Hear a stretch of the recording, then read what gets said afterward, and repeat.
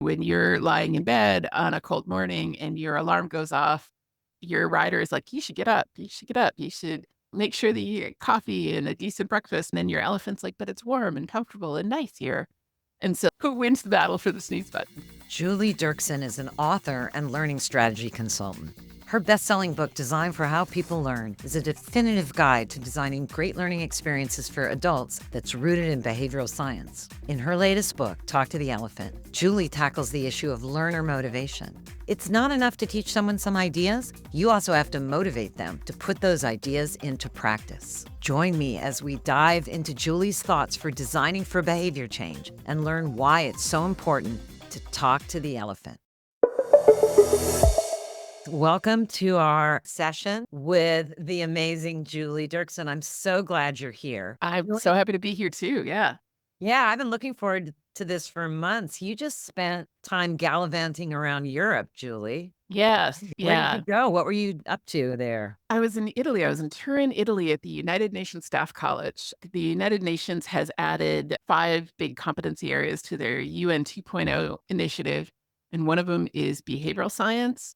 And so I was working with some of the internal learning and development folks. They were doing a learning leaders forum because they wanted to look at how to incorporate more behavioral science into a lot of the training initiatives that are happening within the organization. And that happens to be what I'm talking about these days. So it was a really good fit. Yeah, I'm a huge fan of your work. So you first came on my radar because of your first book, Design for How People Learn. What's the exact title?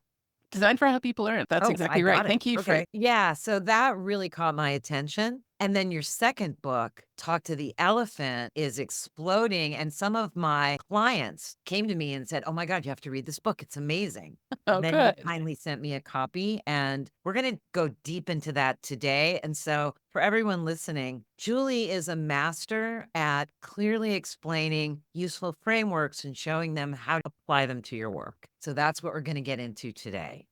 So you were telling me earlier how you got to know me and my stuff. Yeah, yeah. Well, I think the initial exposure maybe was a talk that you did, but in the kind of mid to late 2000s, we had that sort of explosion of conversations around the gamification piece. And there were not that many cogent voices in that space, if you know what I mean. There was a lot of stuff that I think hasn't held up well and some of those kinds of things. But you and like Sebastian Detterding and a few other people, the people were talking about really interesting and smart things about using game mechanics for other purposes besides pure game design and things like that. And I also found your work on community building. And that's still the book that I recommend anytime your book on community building for the web. And I know the examples are bold in there now and things like that, but I think all the principles are still absolutely rock solid. And it's absolutely the book I've recommended because I think in learning design, which is where I spend my time, community and social learning and all of those kinds of things are really important, but they don't really have much out there in terms of methods for building good learning communities and helping people, and your material on that is just invaluable. And so those were the things. And then I think we bumped into each other a lot on the Twitter and when it was still Twitter and in some online spaces. Totally. I'm curious, are you still active on Twitter or not so much? Not so much. It seems like most of the professional conversations have moved to LinkedIn for better or worse. I have a Facebook community with 7 or 8,000 instructional design people, which has been a little bit quiet. In fact, I was thinking actually about maybe doing something over the summer where we do like some book club with your book and look at community building practices in using that as a sandbox environment to try some things out. We'll see if I can get that done. I've got a few other things going on. If not, maybe in the fall. That's Mhm. so interesting because once you get a community set up and running, it doesn't necessarily stay the same. It's such a dynamic beast. And Mhm. so 2 years ago, a year ago, you and I were both probably really active on Twitter. Mhm. Right? And Yeah. now, not so much. Facebook communities that were once super alive, a Mhm. lot of people aren't spending so much time there. Yeah. So it's tricky to follow, but Mhm. I'd love to come back to that a little later in our talk because I think there's some very interesting trends happening Mhm. online with social and communities. We have a upcoming guest, Gina Pell, who runs a community on Facebook of 27,000 women called the Mm-hmm. What Women. And she's seeing just huge shifts in community dynamics. So let's come back to that when we talk about like what we're both paying attention to heading into Mm-hmm. the future. But let's take a look into the past for a moment. I'm so curious how you turned into the person you are. You're an L&D guru. You've written these incredibly well-respected books. You're working with the United Nations. You have a lot of depth and gravitas to what you do. You're also able to so clearly explain things. Where did you get started? How did you develop the skills? How did your interests lead you to this place? Yeah, my own origin story is the origin story of a lot of people who wind up doing some kind of learning design is you're good at a thing and somebody asks you to teach it to somebody else. And so way back in the day, I did a certificate in teaching English as a foreign language, which was my first experience with any kind of formal education around educational psychology or learning design or anything like that. But then I wound up my part-time college job was for a finance company and I was doing like loan processing paperwork and they said, "Hey, do you want to train other people how to do this?" And I said, "Okay." It was the early 90s. Job market was a little thin, so I was like, "Sure."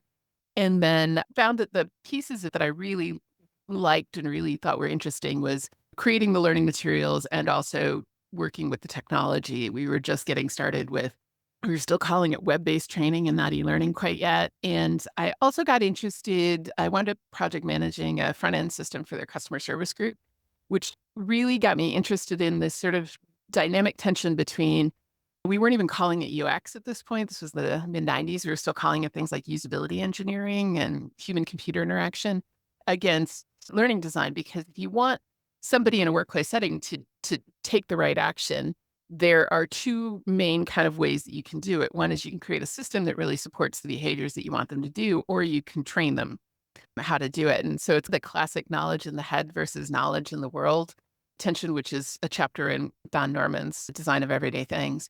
But where are you putting the information or the knowledge so that you can best support performance? Which is, I think, where this kind of gets really interesting when we look at things like software product design or something like that, is how much are you creating a system that should be usable for a brand new user right from the get-go versus a system that's actually going to need to be learned. And there's going to have to be some kind of training or some kind of learning curve to support people developing proficiencies and being able to use like an entire feature set or things like that. And so that's been a theme. The name of my company is Usable Learning, and it was because I had this sort of dual interest in UX or usability and also on the learning side. I did my master's degree in instructional technology at Indiana, but I spent about half my time over in, like I said, wasn't even UX yet. It was still human computer interaction. And yeah, so that really got me interested. And then I spent about 8 years with a consulting company doing e-learning design, which was really fun and had a great time trying to make really good, interesting learning experiences in an online environment. That whole field has been a really challenging one because every time the technology changes, the learning experiences get stupid again. We keep getting to the point where we can do cool, interesting things in online learning, and then all of a sudden we have to support mobile devices, and it all goes back to text to pictures or maybe video if you're lucky. And that cycle has happened a bunch of different times. But then it turned into a situation where it really felt like so many people come into training other people through domain expertise, and there wasn't a good kind of first book to support that audience. Like if you get started in UX, somebody hands you Steve Krug's Don't Make Me Think or something like that. Or if you're trying to get started with graphic design, they hand you a Robin Williams non-designer's design book. And we didn't seem to have one of those for instructional design or learning design. And so that's where Design for How People Learn came from, was I really thought we needed a good first book to hand people who anybody could read. It didn't need to be too academic in terms of terminology or language, but it still had a real strong underpinning in evidence-based practice and what the research said was effective. And so that was the impetus for Design for How People Learn. And I think my only marketing plan for it was hopefully it would be the book that people would recommend to new people. And we're somewhere between like 80 and 85,000 copies worldwide. So that seems to have worked out way better than I had any right to expect it to. And then the short version of how I got to the new book was I kept finding situations where people knew what to do, but they still weren't doing it. So they had the knowledge. It wasn't a knowledge transfer problem. And all my tool set from educational psychology and things like that about helping people learn or remember weren't really helping when somebody already has the knowledge, but the behavior is still not happening. And so that drew me into behavioral science, where we look at, well, what else is going to be causing people not to, take behaviors that they know are ideally the right thing to do, or continue to do behaviors that they know are the wrong thing to do. And how do we help support people and design for those scenarios where we're trying to help people with some of the more challenging behavior changes? And so I got very interested in behavioral science, and that led to the new book, which is Talk to the Elephant: Design Learning for Behavior Change. Right. So, one of the images that I see, I don't know if it's from the book, this image here. This is actually Jonathan Haidt's metaphor from a book called The Happiness Hypothesis that came out in, I think, the mid 2000s. And he talks about how your brain is there's a lot of these sort of dual decision-making models. There's Daniel Kahneman's system 1 and Right. 2 and some things like that. I like this one because as soon as I explain it to people, it absolutely grabs them, which is this idea that, like, you think about your brain, like, down by your spinal cord are some of the oldest parts of your brain, so breathing and heart rate, reflexes, these really kind of primitive functions. Then you get things like vision, hearing, gross motor control, fine motor control. Right in the middle of your brain, you get the limbic system, which has like the amygdala and the hypothalamus and emotional reactions and fight or flight and different kinds of things. And so all of these areas, a big amount of your sort of brain real estate activates when you're dealing with like sensing the world, perceiving or understanding what inputs are coming in. So your physical environment, your physical reality, moving around in the world, controlling your body, all of these kinds of things. So this is all like what he refers to as the elephant, which is your automatic, emotional, visceral brain. What's your experience moving around in the world or perceiving the world or interacting with it? And what are your feelings about it? And then right up in front, we have areas like the prefrontal cortex, which tend to activate when we're doing things like executive function and reasoning and impulse control and projecting out into the future to consider consequences, but that used to have this brain function that's your conscious verbal thinking brain, right? And that both of these entities participate in decision making. So when you're lying in bed on a cold morning and your alarm goes off, your rider is like, you should get up. You should get up. You should make sure that you get coffee and a decent breakfast before you have to like prep for the webinar. And you should like not. And then your elephant's like, but it's warm and comfortable and nice here. And so who wins that? Who wins the battle for the sneeze button? Does your logical, empirical project out into the future self win, or does your immediate, like, this is nice and I think I'll stay here a little longer self win for some of those decision makings, some of that kind of decision making? And so, yeah, that whenever we're finding these challenging decisions, you have both of these entities or both of these systems that are sort of participating in the decision making.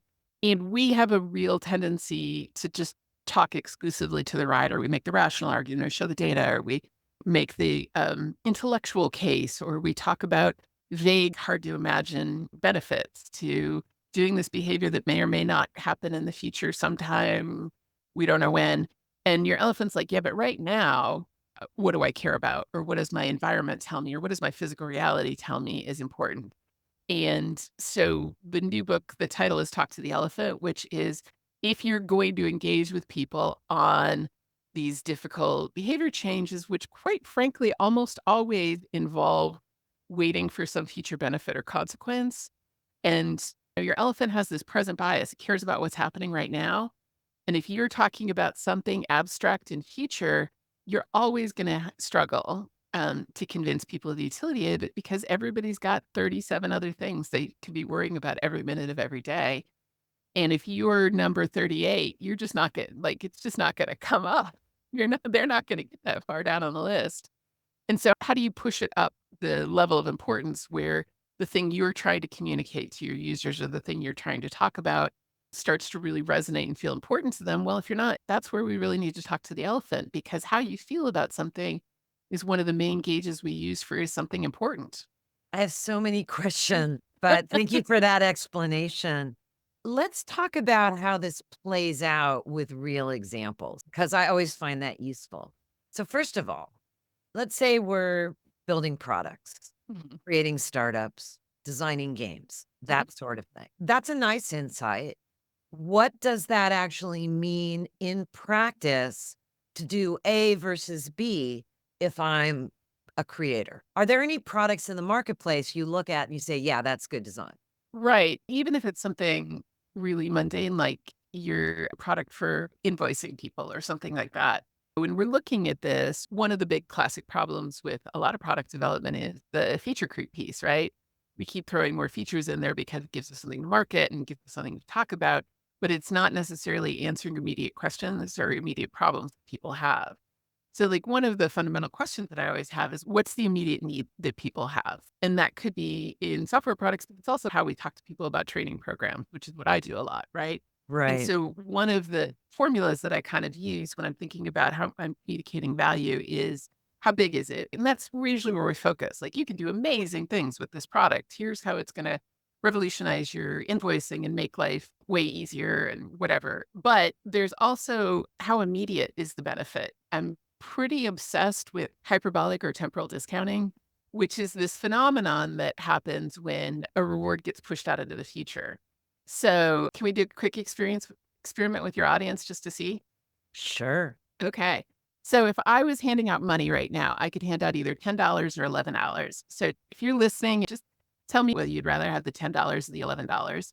And again, totally not a trick question, completely legitimate. I got some votes for $11, which makes sense, right? It's more money. Sure, why not? Okay.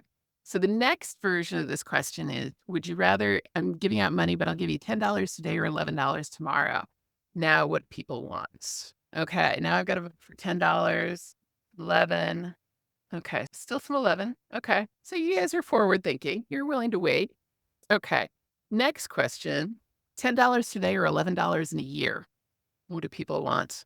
Okay, pretty conclusively, right? So it wasn't the size of the reward that changed, it was when are you gonna get it, right? Like $100. Nice, I like it. So if they can get it immediately, of course, everybody wants the extra dollar. If they have to wait a day, it starts to go a little bit. And I've done this with lots of groups, and it's usually 60-40, 50-50 split. And then if you have to wait a year, everybody's like, "No, I'll take the $10 today." Every once in a while, I get one person who wants the $11 a year, and then they wanna talk to me about interest rates. But the challenge there is whenever we're talking about things, we can't just ask how big is the reward. In this case, it was an extra dollar, but when do they get it? And so a lot of times we're talking about rewards that are delayed. And the more that people delay a reward, the more it gets discounted. And this happens in my world with learning design quite a lot, where I'm trying to teach people things they just don't need right away. If I'm teaching you a skill you can use immediately, it's pretty easy to allocate your attention. If you're watching a video to fix the leaky faucet is currently leaking that you immediately want to fix, you don't usually have trouble paying attention to that video. But if I'm teaching you a tax principle you're not going to use for 6 months, it's much, much more difficult because your elephant is like, I don't understand why we're here. This doesn't seem like something I can use. Why do I care? And so when we're creating learning experiences, the way that we deal with that is we either put the information, make it available. So when they do actually have this tax problem in 6 months, they can just grab it and it's easily available. Or we try to create an interesting scenario or problem to solve that's immediate. And then there's the elephant's like, oh, okay, we're playing a game. I can do that. I'm trying to solve a problem. Sure. Now I can allocate my attention for this.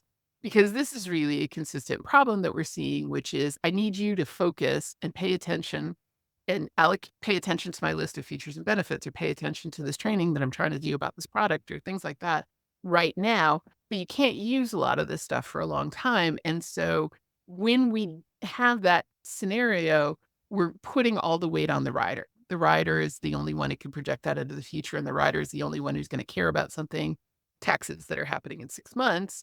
And so the elephant is like, I think we should go look at Instagram because that seems way more interesting to me.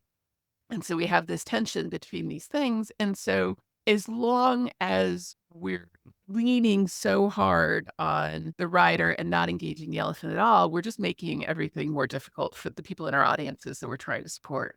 So I feel like this connects to your comments earlier about gamification, because part of what gamification was trying to do, and this still comes up, I'm still in meetings where people are like, oh, if we gave them points for doing this thing, like all our problems would be solved. Mm. But it's just an idea, and it seems like it's the right idea because it's an immediate reward instead of this for something that's harder to explain or understand. Maybe it's a boring task, whatever. So why is it that adding those trinket like or game like rewards doesn't solve this problem? Why doesn't it work? Yeah, I mean, so often it's not about the intrinsic thing that the person cares about, right? If they can see intrinsic value that immediately helps them with something, you get attention all day long. There's this myth that our attention spans are shorter than a goldfish. This is my favorite myth to debunk. And I think I have a video somewhere where I explain where this all came from. And it was complete nonsense. I'd also like to know how somebody measuring goldfish attention span. I'd love to know what that actually looks like. But our attention spans, I mean, we've all had the experience of binging a Netflix show, or the example I always like to give is there's a movie theater near my house that runs all 3 Lord of the Rings movies back to back every Christmas, and people love it, and it's 11 hours. So we can pay attention for 11 hours if it's something we like and we're happy to engage with and we're motivated by. So there doesn't seem to be any actual, like, limit to people's attention spans. What there seems to be more likely is there's a limit to how long I can force myself to pay attention because that act takes a lot of effort and eventually I'm going to get tired, need a cookie or a break or a nap or something like that. And so anytime we're asking the rider to basically drag the elephant along for the ride, then maybe we are dealing with a limit of a few minutes or 10 minutes or whatever ideas we've had or heard around attention span limits. But if people are fully engaged, they can pay attention indefinitely. Game design absolutely looks at how to do this. How do you Yeah. So much of what you're talking about is good game design, just in time learning versus like, here's all the functionality in the app. Isn't that Mhm. great? Just dripping it out, figuring out how to set up reward schedules that keep people engaged, how to introduce longer term challenges when you're ready for them, which is also good learning design. Right, and that structured flow of goals where you get some easy wins and then you can move on and do the harder things once you're engaged with that.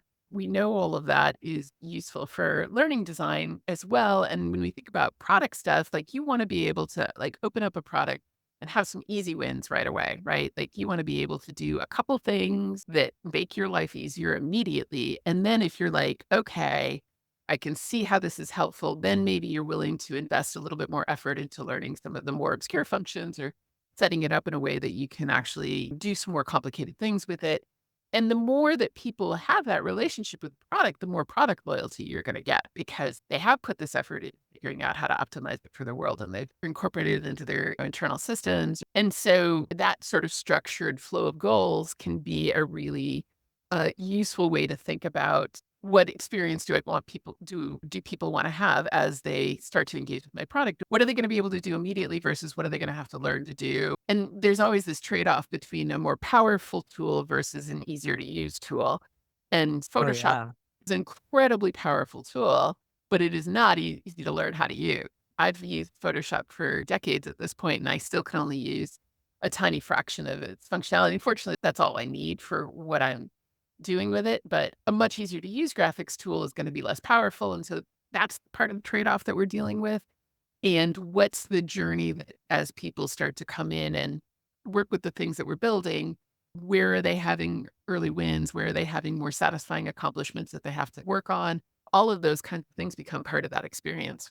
Not easy to do, but that's good design. I'm really interested in getting your overview of the key models that Mhm. you're bringing up in your book because models are so helpful for looking at the world. They're like lenses. And here's one, the Yeah. Combi model. So tell us about what is this and where did it come from and how do you use it in your work and in your own creating of models? Yeah, the Combi model is part of a bigger model called the behavior change wheel, which was developed by Susan Mickey and at University College London Center for Behavior Change and her team, Robert West, and Atkins, and some other people worked on this. And Combi is the idea that in order for a behavior to happen, there need to be three kind of crucial components. So is the person capable of making the change, of doing the behavior? And it could be their physical capability. So if it's using a physical tool and things like that, are they capable of doing the action? But then there's also psychological capability, which means do they have the knowledge? Do they have the skills, which is anything they have to practice in order to develop some proficiency, we'd call a skill. area. Do they have the psychological stamina for certain things? For example, if you create a habit tracking app, that's the software product. Like there's a certain amount of stamina that's involved with just continually updating that day after day and staying on top of it. And so there's a stamina issue there as well when we look at psychological capability. Opportunity looks at two different variables. It looks at physical opportunity, which is how well does the environment support the behavior? And that's all of the stuff that like UX people are frequently concerned with is how well does this system or how well does this environment support the things that we're trying to do? And sometimes fixing the environment is way better and way more effective than trying to teach people. One of the examples I use a lot in the book is hand washing in healthcare because it's such a well-researched area. And the big jump in hand washing compliance in US healthcare came because of a lot of the physical changes they made to the environment. So making the hand washing stations easier to access and putting them right when people walk into the room and making the addition of the alcohol-based hand rubs was a big leap in hand washing compliance because it was just easier and faster in a lot of environments. So how do I make the physical environment, whether it's the software system or literally the spaces around you, work better for people and around the behavior? Then there's the social environment. Do I see the behavior being modeled by other people? Does my social network support the behavior? Do I have accountability partners or people who are also engaged in this? And that's where we look at things like the community, build the community and things like that around Right. supporting the behavior. And then the last one's motivation, and they break that into 2 categories as well. One is reflective motivation, which is motivation I can reflect on or talk about. And so what are my goals? Do I have explicit goals around this? Do I see this as a competency I want to develop? Is this a behavior I really want to do? How does this relate to things like values and identity? And then automatic motivation is all the elephant stuff. It's habits and it's biases, automatic reactions and thoughts and feelings. The stamina shows up there too in terms of like the impulse control when I'm tired or frustrated. And so we look at all three of these. Are they capable of doing it? Does the physical and social environment support it in terms of opportunity? And do they have motivation to do it? And then depending on where the gaps are, we would need to adjust our strategy. So let's say I'm doing a leadership curriculum and I want people to be more comfortable giving feedback both ways between employees and managers. Well, in some cases, it might be people genuinely don't know good ways to give feedback. And so then that's a capability issue and I do a training. But sometimes it's the opportunity, like there's social norms in place that are causing this to be a really fraught behavior. And I can train people all day long, but unless we're doing something to address the social environment, we're not going to change the behavior. That model sounds close to identical to BJ Fogg's model. Yeah, there's a lot of similarities. So when Combi was created in the behavior change wheel, they did a survey across, I think, 19 different behavioral models to try to distill into common elements and BJ BMAT and things like that. His focus has been a little bit more on specifically habit formation. And a lot of his stuff has had really interesting things around what's an opportune timing for trying to impact the behavior. So it's similar, but it's got some sort of subtle differences as well. I think both have value. There's a lot of different ways that you can approach models. I like Combi because I feel like it really is the most comprehensive. And if you follow it all the way through, they look at different domains where you can intervene. And then they have what's referred to as the behavior change technique taxonomy, which is like 93 different behavior change interventions that they distilled out of the research literature. And so you've got a really wide swath of solutions that you can pick and choose from. And honestly, most of these behavior change challenges are complex. And so you're going to array a sort of whole kind of spectrum of options that you're going to look at rather than just a single solution that's going to fix everything. So that's great. Thank you so much for explaining that model. So, are there other key principles or models in your book that are an important part of the cornerstones? Yeah. I mean, one of the models that I know that we have talked about a little bit is based on some research that was also done out of UCL as Robert West and other people, where they were looking at risk assessment ladders and the idea, can you meet people where they are on the journey? And I took some of the stuff that they did and created a slightly more general version of it because theirs were specific to things like texting while driving or smoking cessation or alcohol cessation. So their research was around using these. But just this kind of question of where are people in the process and how do you meet them where they are? There's a bigger picture model. It's the Prochaska Di Clemente, kind of stage model that sort of says people are in pre-planning, then they get to the point where they're executing and then maintaining. And people need different things depending on where they are in the process. And so that's one of the things that I use quite a bit, which is trying to identify where do we think our audience is? Is it that they genuinely don't know about the behavior at all, in which case education is perfect intervention? Or is it more of like they know, but they aren't totally on board or not completely convinced, in which case we're dealing with persuasion or some kind of something to address motivation? Is it that they are pretty much ready, but now we just need that little nudge or that little assistance or a little bit of coaching or a little bit of support? In which case, we're starting to look at things like, how do I create an environment or some support tools that can help you step over the threshold and get started with things? Or how do I make sure that you're getting enough practice and feedback that you're able to perform at the level that you need to do? Yeah, I feel that this is the moment because this is Yeah, talking about. right? So, by the way, for everyone listening, this is something that you can get. This is a worksheet that Julie's made available. So, talk us through this. What is this? How do you use it? Yeah. So is it that they don't know about the behavior? It's education at that point, really. Or how do you help people? Is it that they know about it, but they don't really get it, or they aren't convinced, or they have other priorities? And number four is a tough one because competing priorities are always going to be at play. We are all busy people, and everybody's ready to start that new exercise program, but maybe just not today. So even if somebody's convinced of the utility of the behavior and convinced that they wanna do it, it can still be challenging to prioritize it above other things. Is it about that I'm like, "Okay, I'm ready to get started, but I wanna exercise and do strength building because I know that's gonna make life better as I get older, but I don't really know how to get started, or I need some help, or I need some support. I'm not confident, or I think it's too hard." And then we move down into 8, 9, 10 are things around like habit support. I've started doing it. I've done it for 2 whole weeks now. That's great. But, I just skipped a day. What happens then? And how do we create some kind of feedback system, which is where BJ Fogg has done actually quite a lot of work in that. How do we create self-reinforcing habit system? And so as we move through this, the support or the resources that somebody needs changes pretty dramatically. It might be appeals to identity, or it might be talking about values in one place. And then another place, I just really need somebody to take my hand and kind of walk me down the first few steps of the path.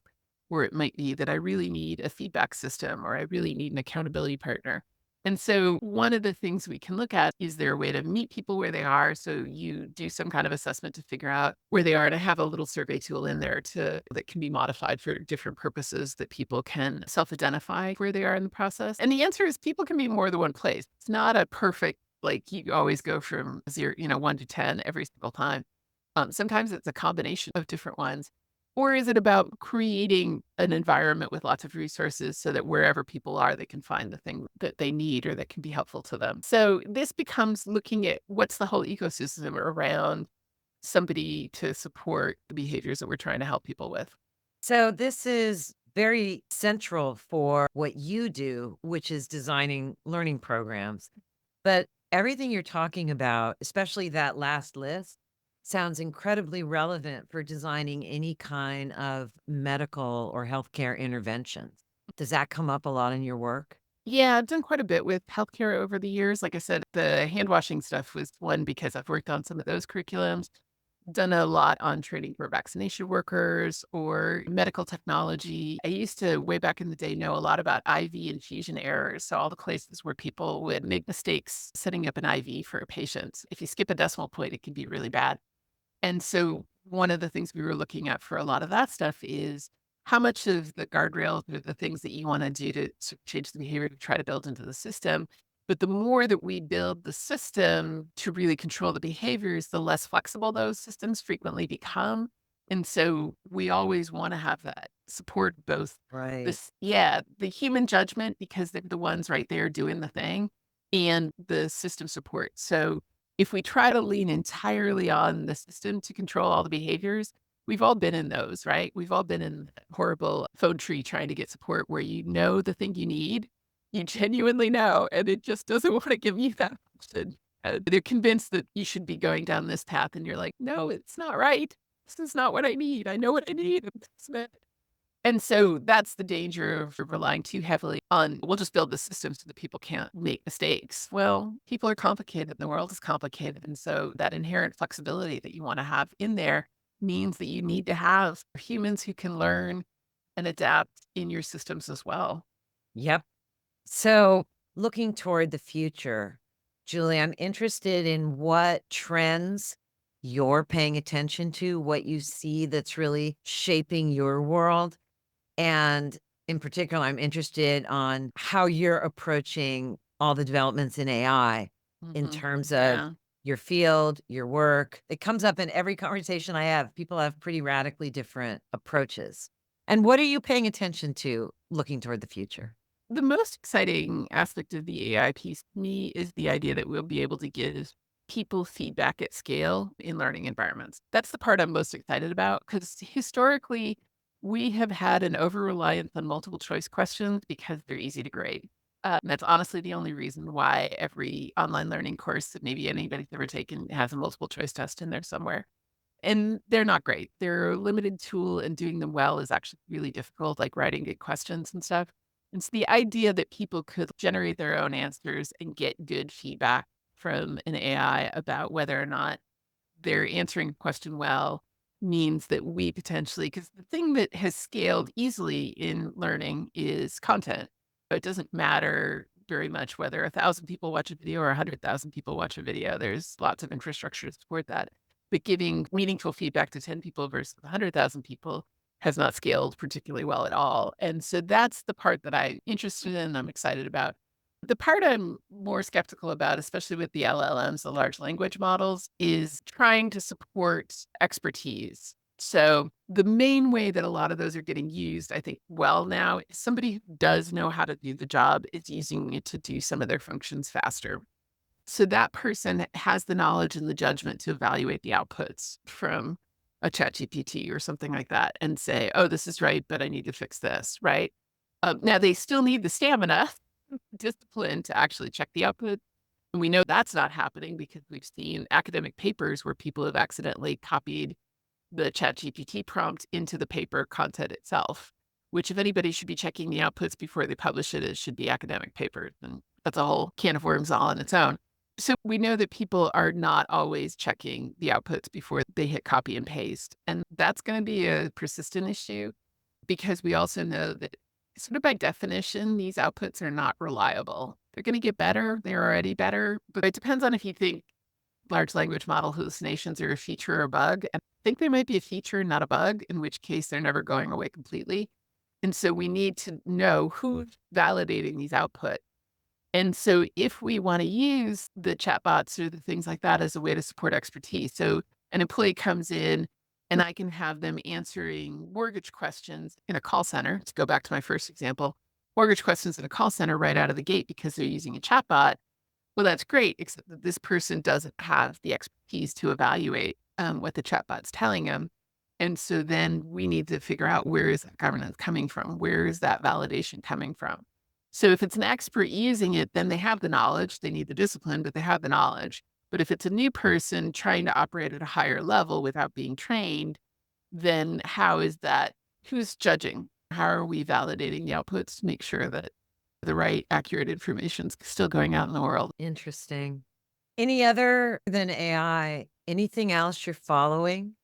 The big one, and actually the way that the AI plays into this, is we've known about the promise of the virtual reality environment for so long, and it really just hasn't managed to get dragged across the line to being used. And I do think one of the issues with the VR stuff, there's a couple issues. One is like having safe environments for people to use them. But another issue is then the cost of authoring in virtual reality. And I do think the AI content creation stuff may be a big turning point in the next few years in terms of authoring in virtual reality environments, because we'll be able to, you'll have people who don't necessarily have to be programmers who will be able to author fully realized virtual reality environments or experiences.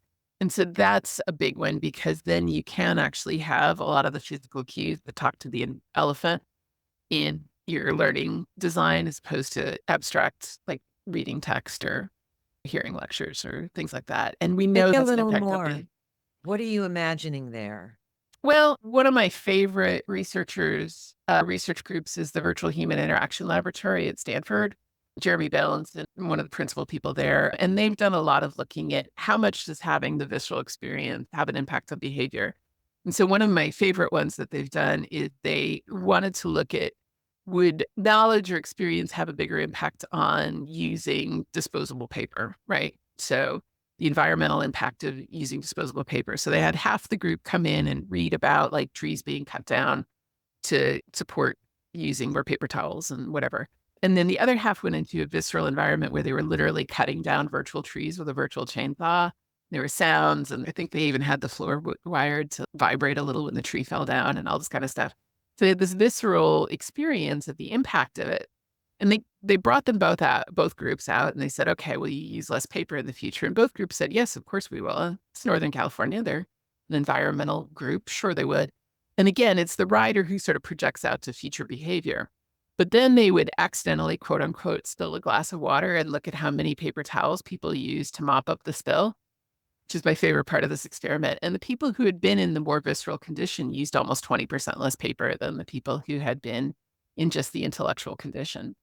And so there seems to be something, I mean, I don't want to over extrapolate from a single study, but there seems to be something about having the experience. And we look at this in safety training all the time, right? People who know somebody who's been injured are going to be careful as opposed to telling people you should wear your eye protection or do lockout tag out for electrical or whatever. If you've personally had the experience or someone who's had the experience, that is a very different level of adherence to those safety guidelines than somebody who's just had it explained to them with the PowerPoint slides and somebody who tells them, admonishes them that it's very important. Yeah, that's so interesting. This was so fantastic having you here, Julia, and getting to know you a little bit better. I just absolutely loved it. Yay. Thank you so much for having me. And I'm still a little bit of an Amy Jo Kim fangirl, so this is very exciting for me too. Have a great day, everyone. Bye.